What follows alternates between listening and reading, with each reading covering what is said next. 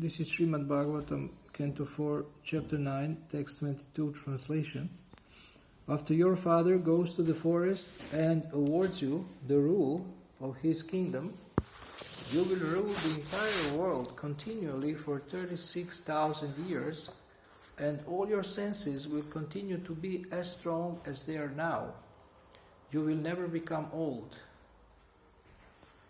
Purport.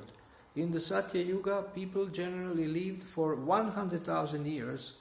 Dhruva Maharaja's ruling the world for 36,000 years was quite possible in those days. Prashtite tu vanam pitra datva gam dharma samshrayaha shatrimshad varsha sahasram rakshita vyahatendriyaha. After your father goes to the forest and awards you the rule of his kingdom, you will rule the entire world continually for 36,000 years, and all your senses will continue to be as strong as they are now. You will never become old.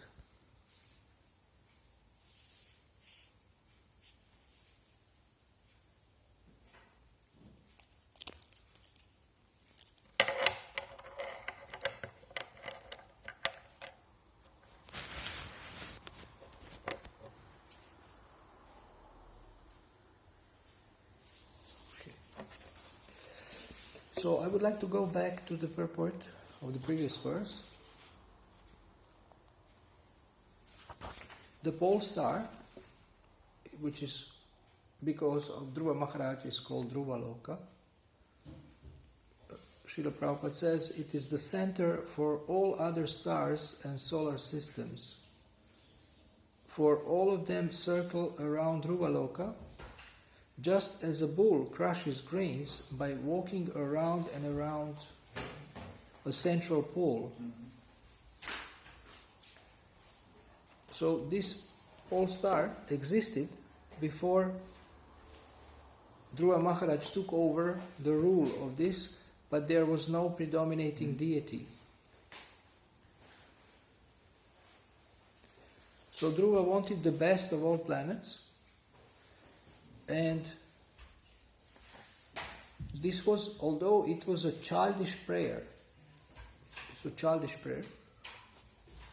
the Lord satisfied his demand. A small child may demand something from his father, which his father has never given to anyone else. Yet out of affection, the father offers it to the child. Similarly, this unique planet, Dhruva Loka, was offered to Maharaj Dhruva. The specific significance of this planet is that until the entire universe is annihilated, this planet will remain, even during the devastation which takes place during the night of Lord Brahma. There are two kinds of dissolutions, one during the night of Lord Brahma and one at the end of Lord Brahma's life. At the night of Brahma's life, selected personalities go back home, back to Godhead. Dhruva Maharaj is one of them. The Lord assured Dhruva that he would exist beyond the partial dissolution of this universe. Thus, at the end of the complete dissolution, Dhruva Maharaj would go directly to Vaikuntha Loka.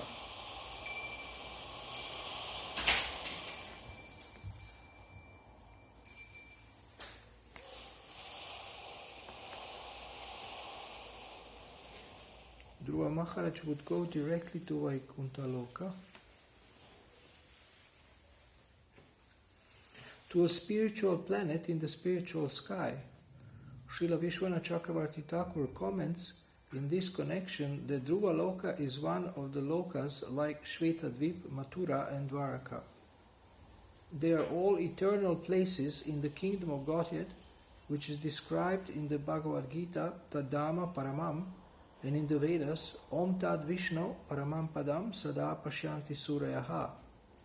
The words Parastat Kalpa Vasinam, transcendental to the planets inhabited after the dissolution, refer to the Vaikuntha planets.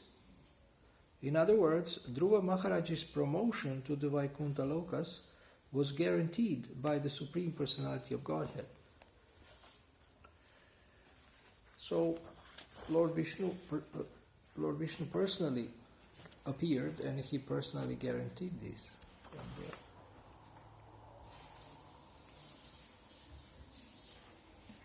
so people, skeptical people may say, we are reading these amazing things here, and how do we believe it? There is so many things that people write, and some things come out of their imagination. So why do you believe in this? If you believe in these descriptions, why do you believe? Or maybe better, first question, do you believe in this? Yes? Yeah, first off, because it's from authoritative sources, like our spiritual masters or the Shastras themselves. And also because I experienced something spiritual or higher than my own mind, my own body, and when I was chanting or reading, so I can comprehend that partly it must be true, it must work, so I can say, other parts should be true also. Or at least there is a possibility that it is true. You don't just reject it because it sounds like a fairy tale, but at least we don't know, because maybe Krishna didn't come in front of us, or the spiritual world is not revealed to us right away. But at least we can say, okay, maybe this is true, I need to find out. So, you know about Pratyaksha, Anumana and Shabda. You have heard about this? 3 ways of acquiring knowledge. Pratyaksha is by direct perception, and we tested this with the pen the other day. Remember? How imperfect are our eyes? Then Anumana is speculation. Maybe it's like this, maybe it's like that. Guessing. And Shabda is descending knowledge. You get it from higher authorities. Of course, another question is why and how can I trust anyone in this world? Or, how can I trust authorities? Now, one mistake in trusting someone is the question whether I like it or not. So you may not like something, and because you don't like it, you don't believe it. That's not very intelligent. For example, you may not like the fact that God is in the center and not you, and you reject it as a possibility. You say, this must not be true. Why? Because I don't like this idea. I would like that I'm in the center. But this is not very intelligent. Because whether you like it or not, it may be true, isn't it? So when we read such far-out descriptions about something we cannot actually prove, and we cannot see by our own eyes, or by our own spiritual eyes, or by our own mystical realization, for now, it's a theory for us, but at least we can leave it as a possibility that this might be true. I don't know. Like we don't know anything. I mean, you look a computer presentation about the universe and you think, wow, this is far out, this must be true. But this computer presentation about the universe was prepared by a conditioned soul who has limited perception and limited senses, and you believe it just because it looks like on the screen. And then when Prabhupada says that we were not on the moon, some devotees are leaving ISKCON because they believe computer presentations and magazines, scientific magazines, which are made by people whose senses are imperfect. So is that intelligent? It's not intelligent. So if you come from the point of view that all of us don't know more or less anything. But at least you can leave it as a possibility that something is true. That something could be true.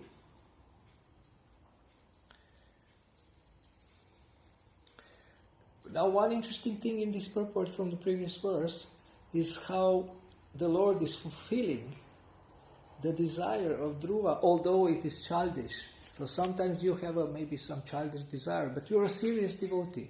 But at the same time, you have some childish desire. and then the Lord, He fulfills it. So we may ask, why would Lord do this? So what do you think? Yeah? Maybe to show other people who maybe will do bhakti yoga that even if they have material desires, they still can worship God and He will fulfill the material desires and more and more. Uh-huh. Okay. Anything else? And maybe also to teach you a lesson, so you get by yourself after a while that you don't really need those material things. Excellent. And then Uh-huh. you get back to Godhead. So Swamin Kritartha Smivaran Nayache, what was the reaction of Dhruva when he was asked by the Lord, what do you want? He said, I forgot. I'm not sure. And he said, I wanted broken glass, but I got jewels, I got gems. So one great lesson is that although he got it, this is not what made him happy. So another lesson from this. Anything else?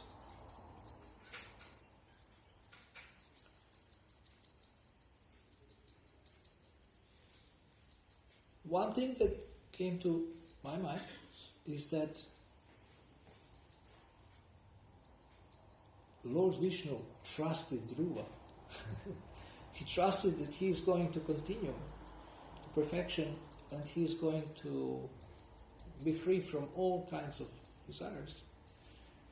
So this is one reality that we can see as you practice Krishna consciousness and you rise and fall many times. You can see how God trusts you and He still believes in you and He still encourages you and He still gives you a chance, so He has confidence in you. We are talking about questioning God and questioning whether He exists and whether He is merciful. But actually, another question that I have been asking the last couple of days is, can God trust you? You are asking, can I trust God? But can God trust you?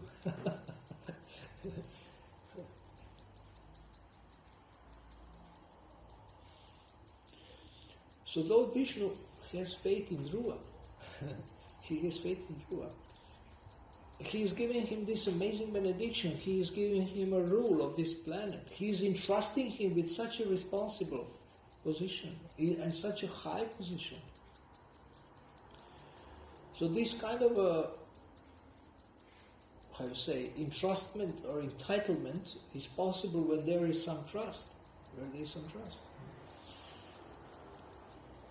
So we can aspire, but by our activities, but by our behavior, and also by our understanding, because the behavior comes from understanding. Your behavior is a manifestation of your understanding, of your conclusions. So by our behavior, by our activities, we can aspire to earn the trust of the Lord. We can aspire to earn the trust of the Lord. And the more we earn the trust of devotees, the more we earn the trust of the spiritual master, of Krishna conscious devotees, then the more we earn the trust of the Lord. Because the Lord and the devotees have the same interest. They have the same interest. Their interest is that we go back to Godhead. Their interest is that we become Krishna conscious. And in this way, become happy.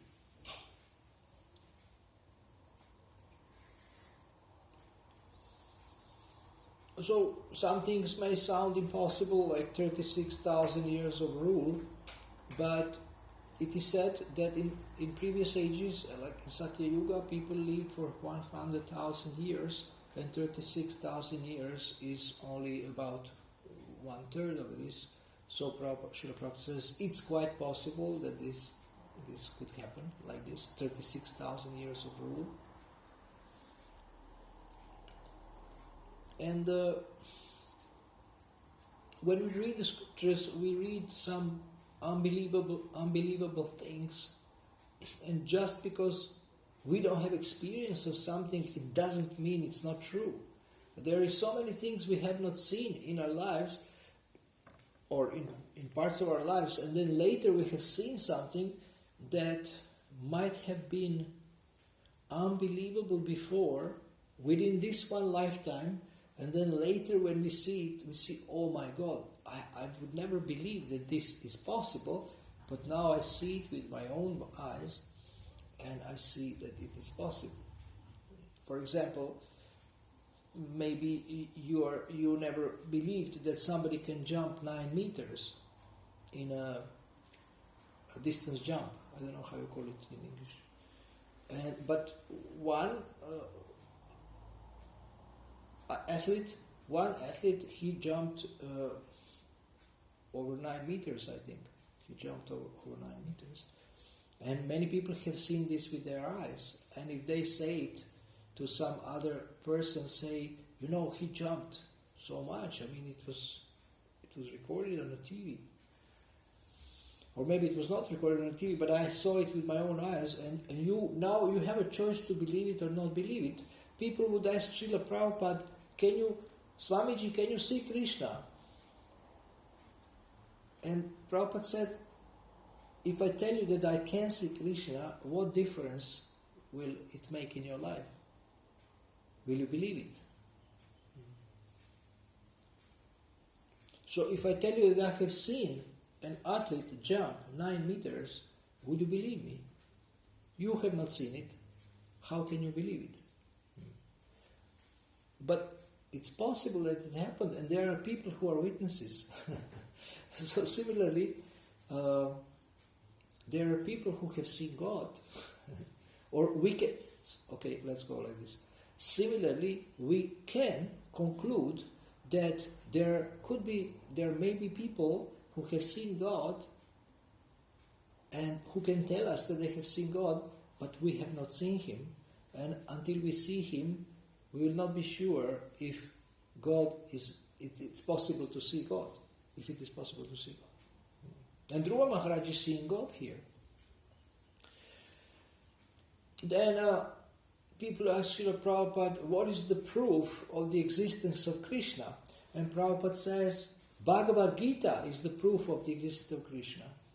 And you say, but how can Bhagavad Gita be the proof of the existence of Krishna? Because it is just words. So what do you think? How would you answer to this?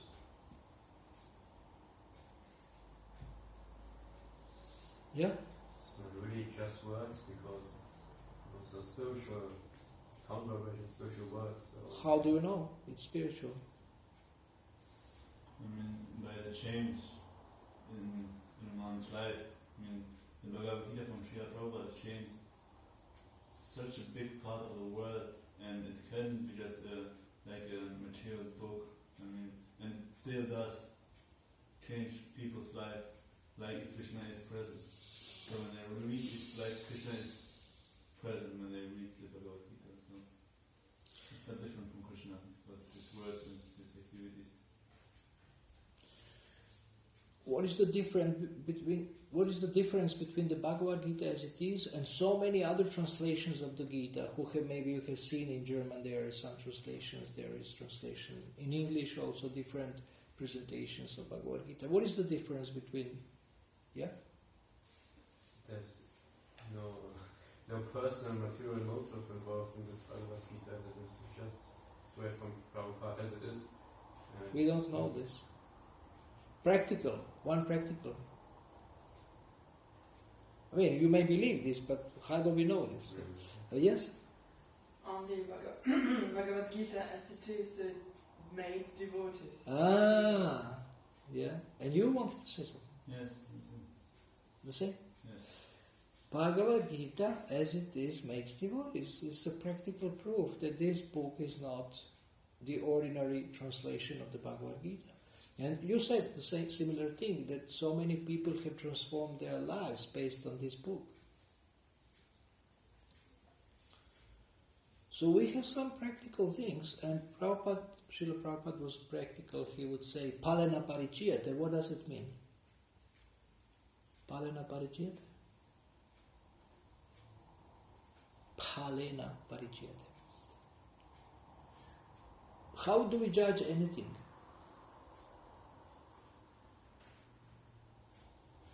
It means judging by results. You judge by results. So, Srila Prabhupada, you said the proof that this process works is look at these boys and girls, American boys and girls, European boys and girls. Look how they have changed their lives. Look how they have changed their lives, how they have stopped with bad habits, how they are happy in Krishna consciousness, how they are glorifying God, they manifest divine qualities. So, the journalist challenged Srila Prabhupada, why you have brought some religion from some other country? We have our own religion. And Prabhupada said, churches are empty and people are sinful, they don't follow Jesus. Now we have a phenomena that churches are not empty. We have hundreds and thousands of people glorifying Lord Jesus and chanting. You know that? Mega churches. There is mega churches in America, and they chant about Jesus and about God and about devotion in big halls, sometimes 10,000 people. They have turned in, I think it's Houston, Texas. They have turned a basketball hall, which is huge. It can receive a few thousand people, maybe even 10,000, I'm not sure. They turned it into a Sunday feast hall. They have a Sunday program and they have sermons.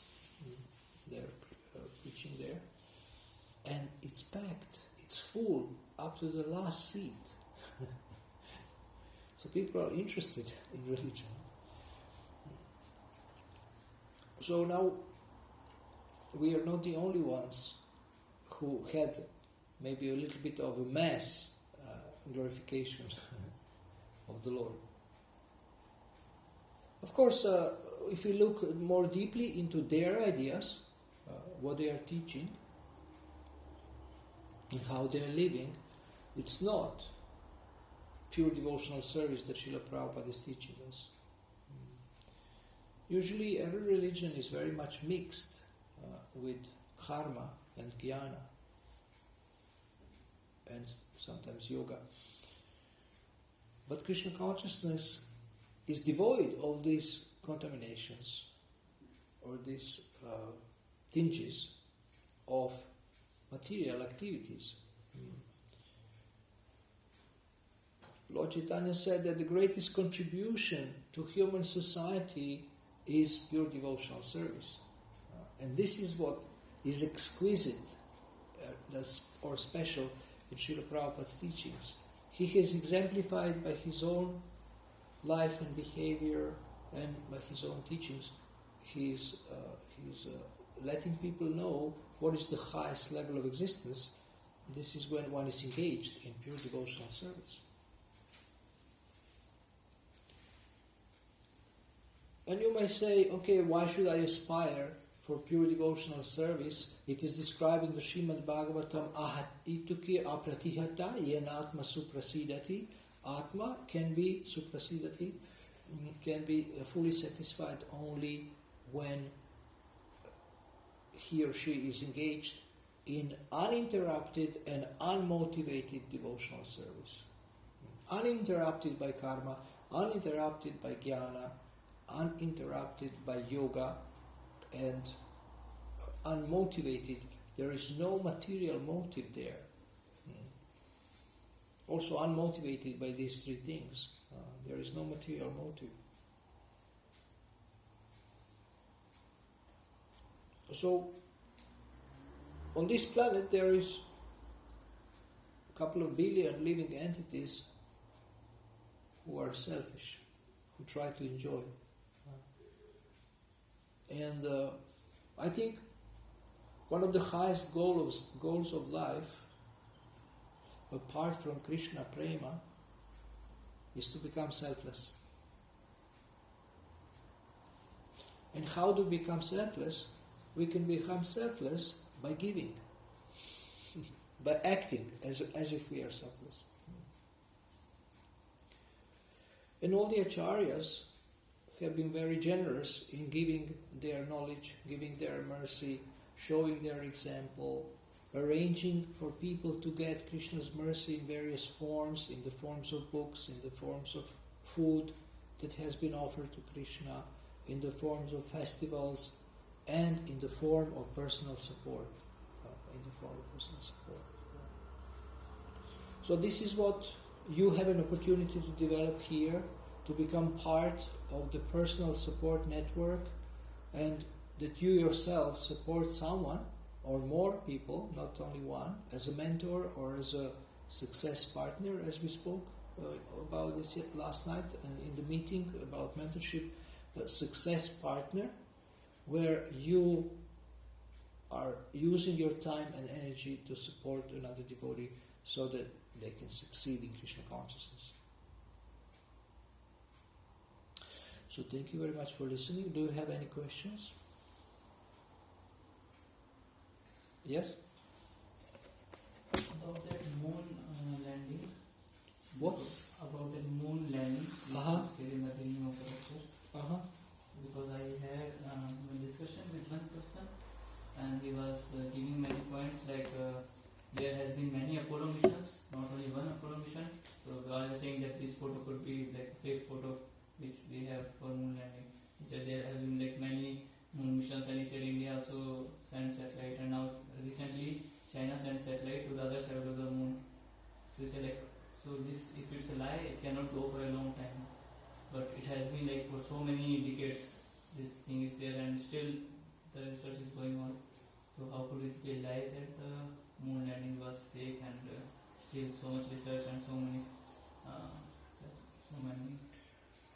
things are there?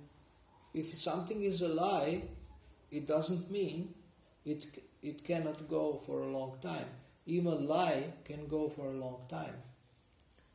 I mean, I have been living in lie for 25 years, in my first 25 years of my life, and then I encountered Srila Prabhupada's teachings, Krishna consciousness, and I started to understand what is the truth. So the fact that that people believe something for a long time is not a proof that it's true. And what they present as so-called scientific research is some photos and some words, and you can invent this. You can create amazing photos which look real, and you can create any kind of words which sound real. So why should we believe scientists who are sinful and have imperfect senses and not believe the spiritual authorities? That is my question. Why do we choose to believe people who are of questionable character and also of questionable ability? We spoke about trustworthiness. Trustworthiness is earned by your character and by your competence. And they neither have character nor do they have competence. They are sinful, and competence, they have imperfect senses. How can they create perfect instruments with their imperfect senses to measure reality? How is this possible? Why should I believe them? My brother was reading a scientific magazine. He has this tag called Galaxy in Yugoslavia, in Serbia. Galaxy. And it has so many amazing articles. And I never read any of them. I was not interested. And when I started reading about the universe in the 5th canto, I was thinking, why not? I mean, why should I believe these guys? Who are they? Why should I believe them? Just because somebody has published a book doesn't mean he knows the truth. You can publish the book. Anybody can publish a book nowadays.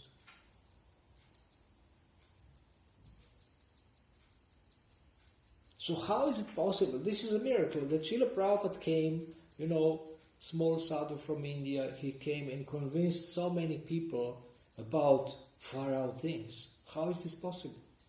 How Prabhupada convinced me? I mean, I'm such a doubting person. I don't believe anyone. More or less. So how he has convinced me? Because he has a power to convince from God. And if you're a sincere seeker, then maybe you can feel what is right or what is true. But that's also something that is, it's speculative. I can feel the truth, I have intuition. How can we believe your intuition? What is your intuition? But we know that if your intuition is based on the super soul in your heart, then it's the right compass. And if your intuition is based on your mind, your feelings, your speculation, then this will not lead you to the right destination. Yeah? Once I also asked this question, and Krishna told that Prabhupada said once they were just traveling to some stone in the sky, so it's not a real moon that we see in the night, it's actually just a stone. A stone. Just a planet. But Srila Prabhupada said so many things. But you have books which show that they went to Arizona desert. Went to Arizona desert. There is no shades. I don't know the details, but you can find books which are not devotee books. These are not devotee books. These are books from people who don't believe and who are proving that they didn't go to the moon. And I believe is it's about money. You get so much money, you take part of it, you invest some money in a taxpayer's money. You invest some in research, but you steal a lot of this money, and so that you can show taxpayers that you are doing something, you create a story that you have done something so far out that you are amazing. And Prabhupada challenged this with his irrefutable, unbeatable logic. He said that what you have done, you have brought a couple of stones, I can give you a couple of stones, I go on the river, I give you a couple of stones like this. You have went there and brought a couple of stones, and now we are so impressed, that you have brought a couple of stones.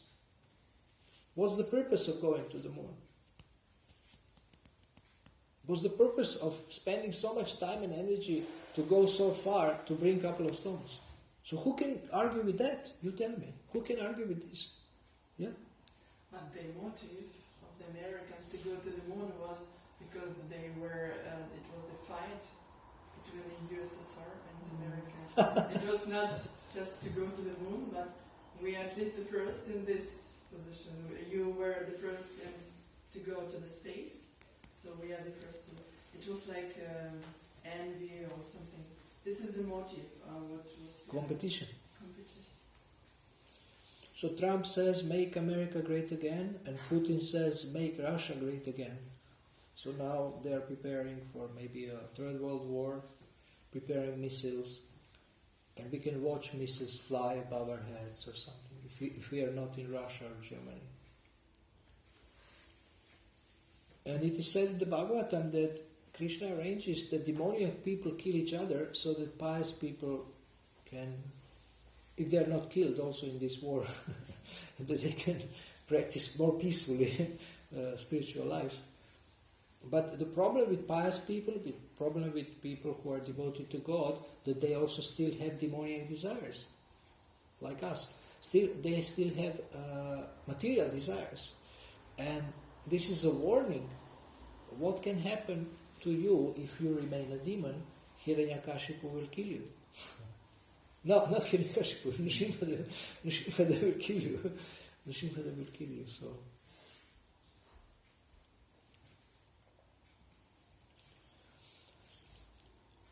what is our option? Our option is to choose what we believe, and you choose to believe what makes more sense to you. This is how I have chosen to believe in Krishna consciousness, because I have not found anything, and I cannot say that I like this idea that God is in the center, and somebody else is in the center. Like when you read this, you feel a little bit depressed. Oh my God! So there is no chance. You have psychological problems with it, depression, because you are not God. Yeah. What have you said at the end of the kirtan? You said something else. You said Nitai Goranga? Vijay Goranga. Okay. Maybe I heard wrongly that it's Nitai Goranga. It's Vijay Goranga. Okay, because that's what I heard. There are names. So we choose what we believe, and we believe what makes sense to us. And as we said at the beginning, we can always leave a possibility that something that we don't understand, something that sounds unbelievable, is maybe true. So how do we know? And I always say,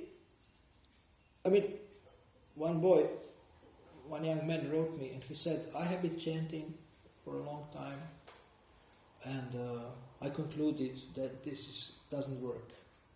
I have no taste, and I have no realizations, so I don't believe that God exists. I don't believe that God exists. So I will stop chanting, I will stop with this process.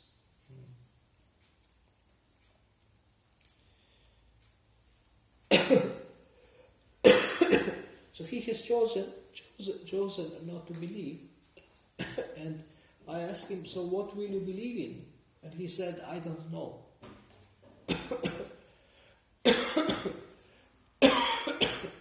But the fact that he had no realization doesn't mean that nobody has realization. So I asked him, so that means all of us who are chanting are in illusion? He said, yes.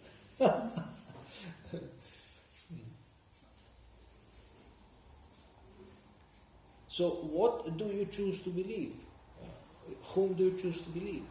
This is a question that everybody can ask. And why? How did you come to this conclusion?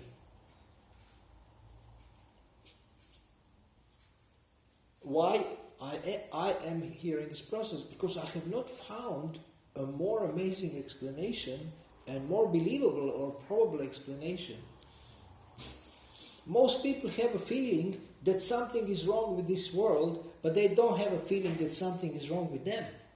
But I was so fortunate in my life that I had a feeling that something is also wrong with me. I am not good enough.